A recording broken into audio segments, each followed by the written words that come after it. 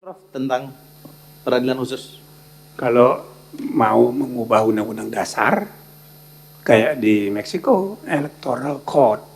Jadi semua urusan proses hasil di pengadilan pemilihan umum khusus.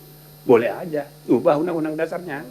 Ya. Oke, Prof, bisa dipahami. Ya Kita kan? beri plus. Nah, tapi kalau misalnya tidak perlu mengubah undang-undang dasar, hasil tetap di sana. Gitu kan? Tinggal masalahnya pilkada itu pemilu apa bukan. Cuma di kita pemilihan kepala daerah tidak disebut pemilu.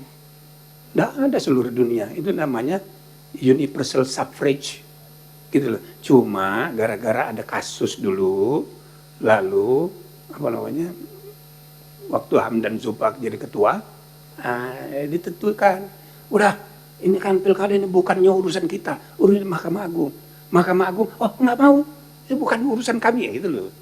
Jadi kan saling tarik karena menafsirkan hukum letterlek gitu.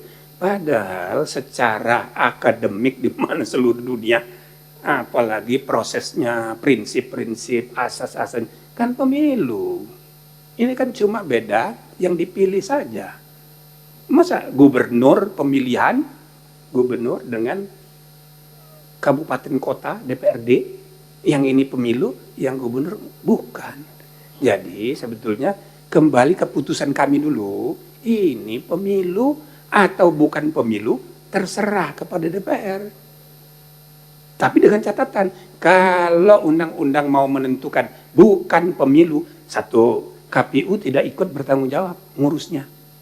Kedua, perselisihan hasilnya bukan di MK. Ya kan?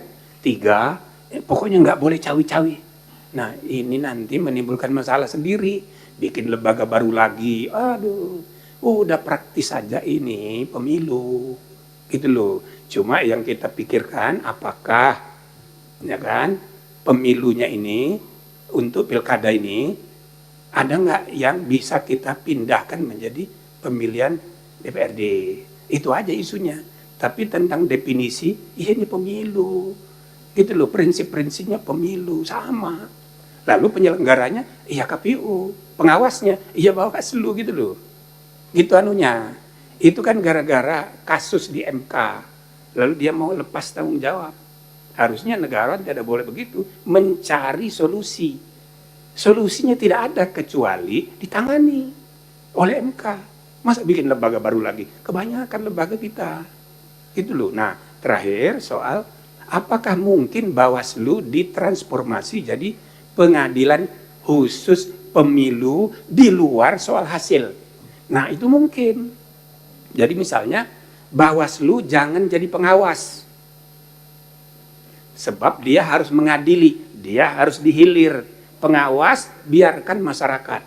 Biarkan LSM itu jadi pengawas aktif, tapi Bawaslu jadi pusat peradilan pemilu non hasil. Jadi pidana pemilu, tata usaha negara, administrasi pemilu, apalagi perdatanya pemilu, semua di situ. Itu anunya. Bila perlu dia final dan mengikat. Bawaslu provinsi tingkat 1, Bawaslu pusat final dan mengikat, tidak perlu lagi ke PT Tun. Nah, kalau itu mau dilakukan, boleh. Ya kan? Jadi, tapi dia bukan lagi pengawas. Dia betul-betul pengadilan proses dan administrasi pemilu, termasuk pidana pemilu, supaya enggak ditangani terlalu macam-macam, termasuk pengadilan militer, nggak usah lagi, nih Bawaslu. Tapi dia tingkat 2, tingkat 1-nya di provinsi. Nah, kira-kira begitu. Nah, sebagai pengadilan, dia tidak boleh aktif. Ya kan? Mengawas-ngawasi orang, yuk bawa perkara, nggak bisa. Dia hakim harus pasif. Nah, tinggal berarti fungsi pengawasan harus diserahkan kepada masyarakat, participatory supervision dari masyarakat, misalnya. Itu saja. Terima kasih. Mohon maaf. Assalamualaikum warahmatullahi wabarakatuh. Kita beri aplaus sekali lagi kepada Prof. Jimli, Prof. Mahfud, dan Dr. Refli. Sembari dengan segala hormat kami mempersilahkan kepada Prof. Jimli dan Prof. Mahfud untuk meninggalkan ruangan karena ada tugas lain. Silakan. Bang Jud.